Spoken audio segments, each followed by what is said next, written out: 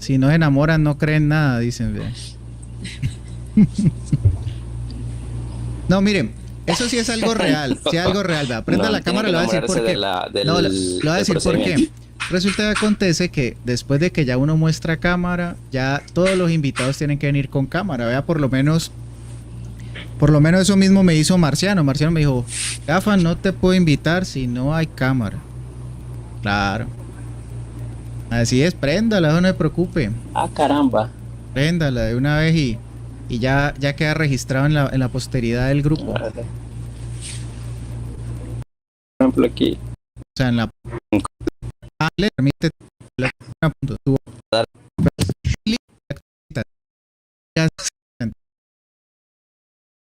que vea, que Ya. vaya. Nomás lo escuché, con la estrategia. Yo lo puedo mencionar. Por ejemplo, el stop loss, por ejemplo, lo pueden, digamos que lo ponen aquí abajito. Ellos qué hacen, por ejemplo, en vez de poner un stop loss, ¿qué es lo que hacen? Ponen su cobertura aquí en esta entrada, o en esta línea, perdón. ¿Y qué es lo que pasa? Aquí, ¿qué es lo que ocurre? Aquí ocurre una apertura, pero una apertura negativa. ¿Qué es lo que quiere decir? Que el long va a tener esta distancia y tú vas a tener un 1.42% de pérdida en correlación a tu short. ¿Qué es lo que vas a reflejar aquí abajo? Que tu operación va a estar en negativo. Entonces, lo que se evita es hacerlo con la estrategia. Lo que sucede es lo contrario. Por ejemplo, ahorita si les abro les muestro las órdenes. La operación Ya, que tiene aquí abierta, ustedes sí. pueden ver. Sí, a ustedes pueden ver. Ya, este es Finandi. Y Finandi yo por lo general solamente lo uso para poner la grilla. Disculpen que me vaya un poquito del lado del tema. ¿Por qué? Porque Finandi te lo da mucho, es mucho más rápido ponerla. Tú simplemente pones los datos, pones las monedas, pones la distancia y te la coloca automáticamente. Yo ya no utilizo Finandi directamente por operar porque ya he visto que tiene cierto problema con el tema de las entradas. Por ejemplo, aquí en el long, mi entrada está en 26.090, por ejemplo, pero si yo me vengo acá a Binance, uy, deja que cargue, mi entrada está en otro punto y es por el tema Sí, las distancias de las no sé cómo comisiones es. y eso. Exactamente. Entonces, al momento de descargar la operación, la entrada en Finandi queda en un punto y cuando tú haces una recompra es como que tiene un esquema raro de promediación en Finandi que no te pone la entrada donde realmente es o donde realmente el exchange te dice. Y por ejemplo, mi entrada en long acá está en 25.884. Es una distancia muy considerable. Ya. Y por ejemplo, como tú puedes ver, por ejemplo, yo aquí estoy con $11 en positivo. Y en Finlandy yo estoy con 57 dólares, perdón, 57 centavos en negativo, 53 centavos en negativo.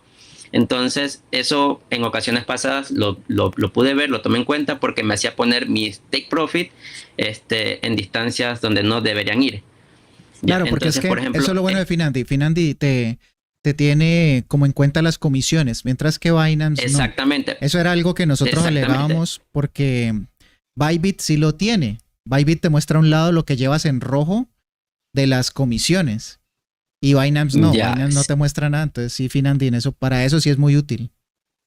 exacto. O sea, si Finlandy, al menos yo lo utilizo es para colocar la grilla Ujú. y o modificar la grilla o poner unas órdenes rápidas porque es mucho más familiar. Se me hace mucho más familiar porque cuando yo comencé usando Finlandy por ti porque tú lo utilizabas en tus comienzos y yo me acostumbré a utilizar Finlandy.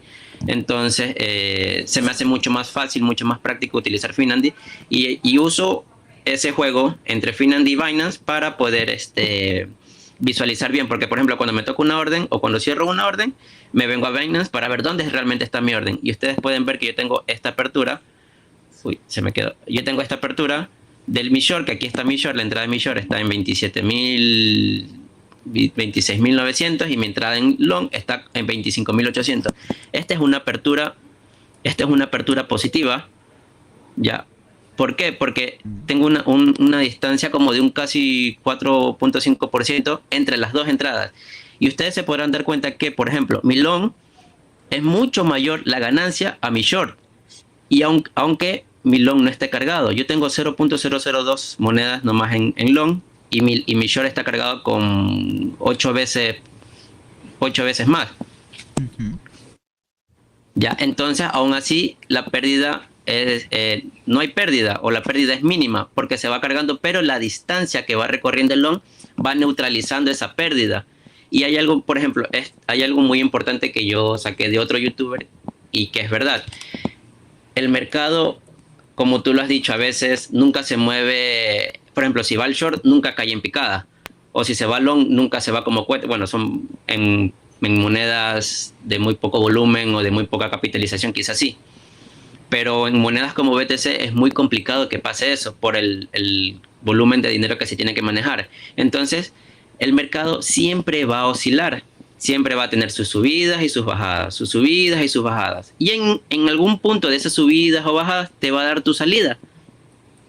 Entonces, eso es con lo que yo manejo para poder sacar, por ejemplo, en esta operación, como tú lo ves, tú ves que está mi operación de long aquí en 25.800 y mi operación de short ya con mi entrada, ya tomado mi recompra, está en 27.000, 26.900 y tengo mis ganancias aquí en 26.716, donde yo descargo el short casi en su totalidad, no lo descargo todo, descargo casi el short en su totalidad y el long sí lo cierro todo totalmente y aquí mismo donde cierro mi long vuelvo a abrir mi long otra vez ya para tener nuevamente esa apertura positiva que es del 1%, que es como yo lo manejo, siempre con una distancia del 1%. Y así, y ahí después que hago eso, cambio la grilla en el Finlandy, la vuelvo a poner y obviamente se me vuelve a poner la grilla del long y después vuelvo a poner la grilla del short. Y obviamente la grilla se va a modificar, me va a dar mucha más amplitud hacia el short si es que se va para arriba, o me va a dar mucha más amplitud hacia abajo si es que se va en short. Y va a poder, como tú lo dices, cargar y descargar.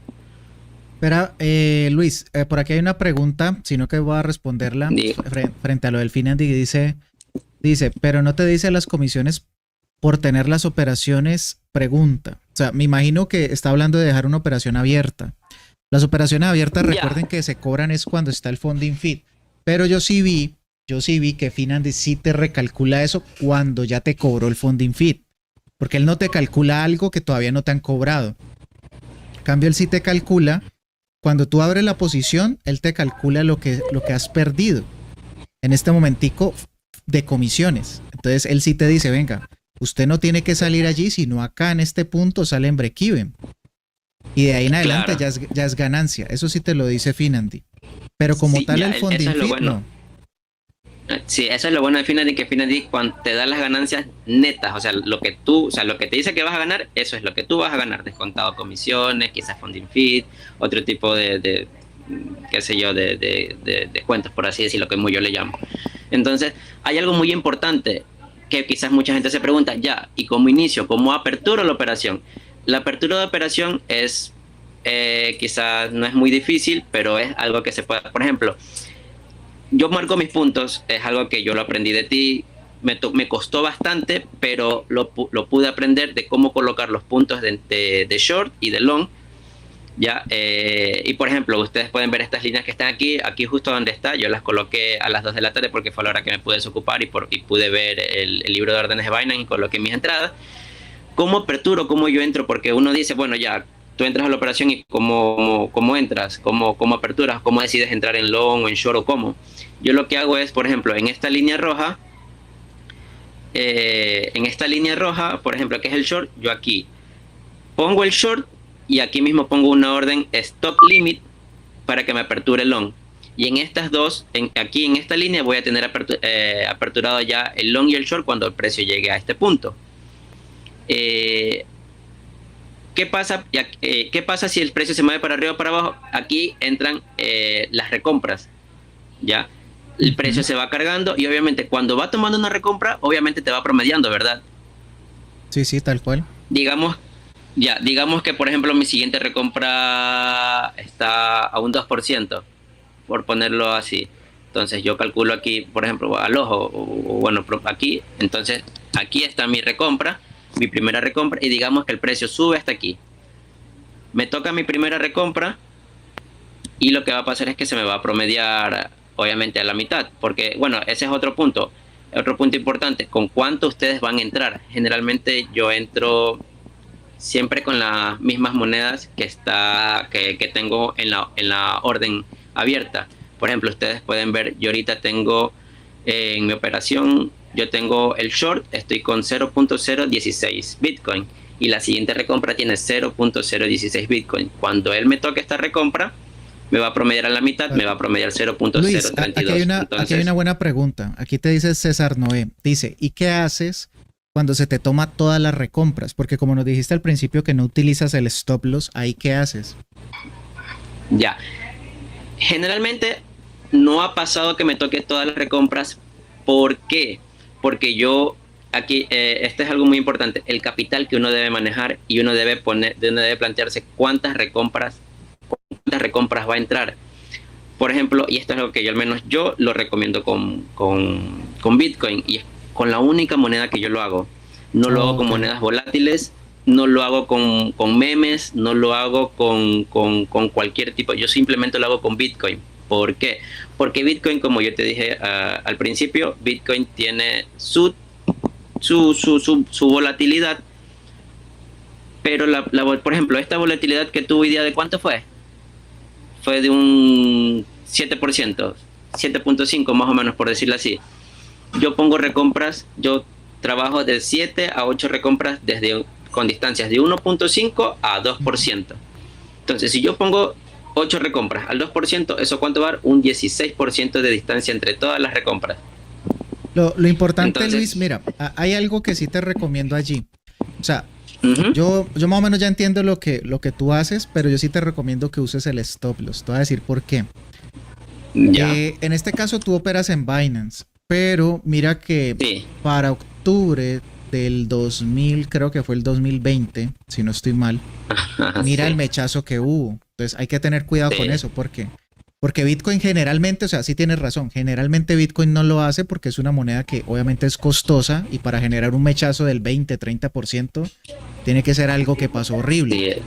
O sea, y sin retroceso. Pero en Binance Estados Unidos, que también tiene una buena liquidez, pues vieron el mechazo que pasó, ¿no? Que llegó hasta los 8,000, desde los 64,000. O sea, es una cosa absurda, pero pasó. Entonces sí hay que tener cuidado con eso porque de pronto puede que pase. Igual, como no estás utilizando el stop loss, yo lo pondría por si las moscas. ¿Sí me entiendes? O sea, digamos que hasta ahora, es que es lo que yo estaba diciendo al principio del live y lo que he hecho estos días. Los que han utilizado calculadoras y zonas de recompra, en Bitcoin no conocen un stop loss hace 3-4 meses. Literal no lo conocen. Exactamente. Y por ejemplo, eso es lo que yo contaba ahorita. Por ejemplo, son como 8 recompras porque es lo que tú recomiendas, es lo que al menos tus usuarios, o bueno, tus usuarios de Telegram más antiguos recomiendan. Yo una vez creo que a un administrador, Luis, él siempre, cada vez que entraban los usuarios nuevos, le preguntaban, ¿cuántas recompras es lo recomendable? ¿Cuántas recompras se pueden utilizar? Y él siempre decía entre 6 y 8, entre 6 y 8.